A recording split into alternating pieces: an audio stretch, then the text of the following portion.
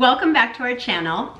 We are in the holiday spirit as September rolls around and the Jewish holidays happen, because a lot of you may or may not know this.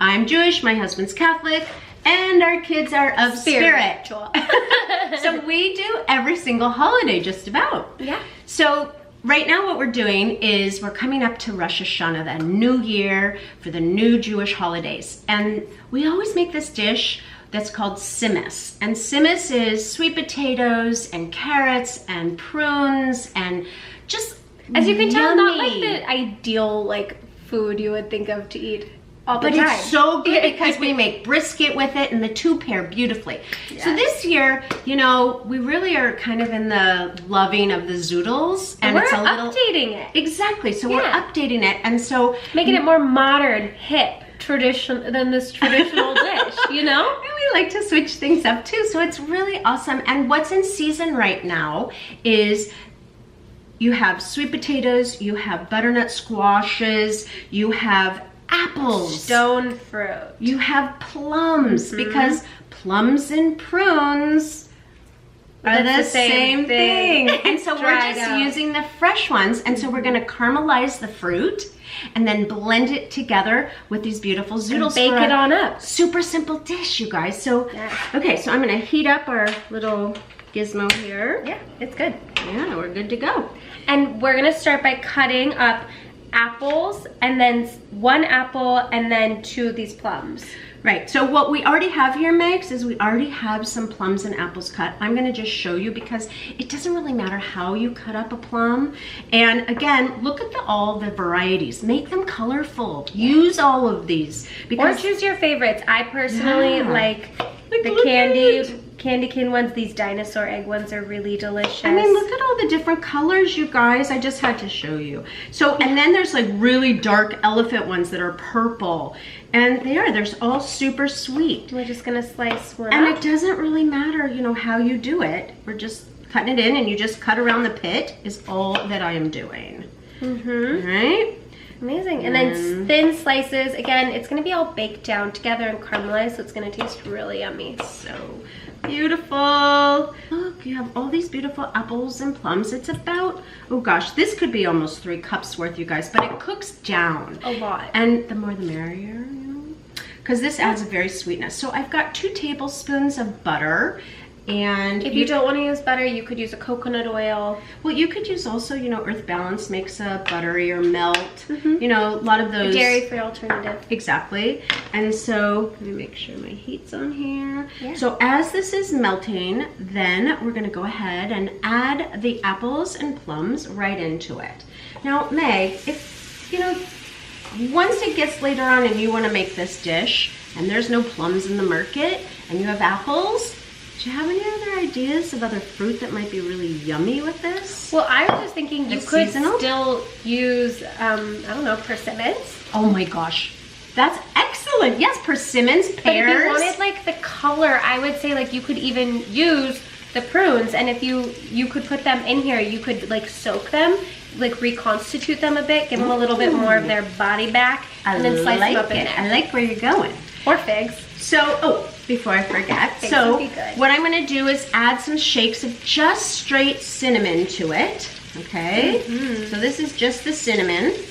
And then I'm gonna take, because the recipe calls for 2 tablespoons of honey, but so we're gonna do 1 drizzle of honey right now, and it's about a tablespoon, and I'm just gonna drizzle on in here. I love that. And it's so good. And then even, a pinch of salt. Bring out all the flavors. I was gonna say, I would make this, and I don't even know if I would I would just eat that. I know. Like on top of like our oatmeal. Yeah, or creamy. Yeah, it's really delicious.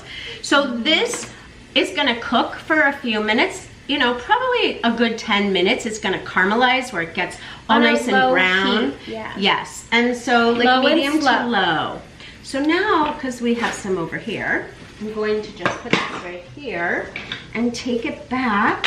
So now we already have some that's cooked down already. So it's just all nice and cooked down. And you can see, like, you see the cinnamon, how the honey and the butter has all melded together, and they just cook down so nicely. And so, you know, you just want to toss it. Once it starts getting all juicy, you toss it. And what's really interesting, I've done this before where the fruit is super soft. It actually makes like a sauce, you guys. And that too is really great. So there's these zoodles. You have choices. These are butternut, these are, butternut squash zoodles. And then these are sweet potatoes. Sweet potatoes. So you can do one or the other or a combination. We just thought it was fun. I love the butternut squash noodles. It's so sweet. I mean, the yams spiralized are very sweet too. It's just a preference. Try them, switch them up. Why not, you know? Well, and sweet potato is actually the standard. So yes. All we're gonna do right now is and you know what you this. Could do as well? Oh, what? Spiralize some carrots and put some carrots in there, like really do the whole thing. Yes. Oh. And if you don't have a spiralizer, we're gonna link the one that we use in the description so you know what we're talking about if you're unfamiliar with a spiralizer. And you guys, a really great shortcut is they do the spiralizing now in the markets now. There's actually companies. Yeah, so you can do that. So this is, I'm just gonna steam it for about 10 minutes covered. Put a lid on it. Put a lid on it. This one was cooking for a good 10 minutes. And you can see how it's all melted down. You say melted down, but what it is that they've softened. The noodles have softened. Yeah. So now what I'm gonna do is I'm gonna just go ahead. And we have a, what is it? That's an 8x8. But you know how like you have beautiful little decorative earthenware that can go into the oven? Yeah. You can use any shape. Just and make again, sure it's, like oven safe. And you can double, triple, however big you want, and put this in a 9x13 pan as well. So Mary, I'm gonna ask you to take this. And I'm gonna mix it into here. Yeah, and then you're gonna put that in there, and then we're gonna toss it. We're gonna toss it like a salad. But see how you can see it gets a little saucy? Get all that juices in here. Because that's what we want. We're now not gonna use that. We're gonna use a fork. Because the forks won't make the noodles, the zoodles, break. Smushy. Right. And so that, it's like sweet pasta. Yeah. You know, when you were recipe testing this, I was the benefiter of this recipe testing because we got to try this and I had it for breakfast one day over some fresh coconut yogurt, and let me tell you, it was so good with some shaved almonds and some pine nuts, actually. Oh, that's fantastic. I'm gonna take this from you. Okay. And I'm just gonna set them right here. So now all we're doing is we're just going to take that last little drizzle of honey and we're just gonna drizzle it again. Because let me just tell you, Rosh Hashanah is about celebrating a sweet new year. And so instead of making things uber sweet, we use the fruits and the vegetables together to bring out that natural sweetness. And isn't that awesome? We're using the food to do a reflection of this year and just like the sweetness and really remembering all the sweet memories that you had for the year. And bringing in it for a sweet new year to come. That's right. So I'm gonna go ahead and do my little shakes of cinnamon on top. And then this little guy's going in the oven. So the oven's been preheated to 350. and it's gonna bake for about, doesn't take very long. So maybe 15 minutes. to 20 minutes. Since it's already par cooked, we're just wanting to like bake and marinate all of the flavors together. Exactly. Our sweet plum bake took about 20 minutes and it's so good, you guys. Oh my gosh, I wish it smells like heaven. The cinnamon and the honey. It's so good. And then at the end, you want to just, if you want to finish it and get it nice and golden on the top, you can just broil it for just a minute because it does take just a minute to get it nice and brown. You gotta watch it though. That's right. So for this full recipe, you can go to currygirlskitchen.com. And if you don't follow us on Facebook and Instagram. At Curry Girls Kitchen. And if you don't subscribe to our YouTube channel, make sure you subscribe. Where every Wednesday we're sharing delicious new videos with you.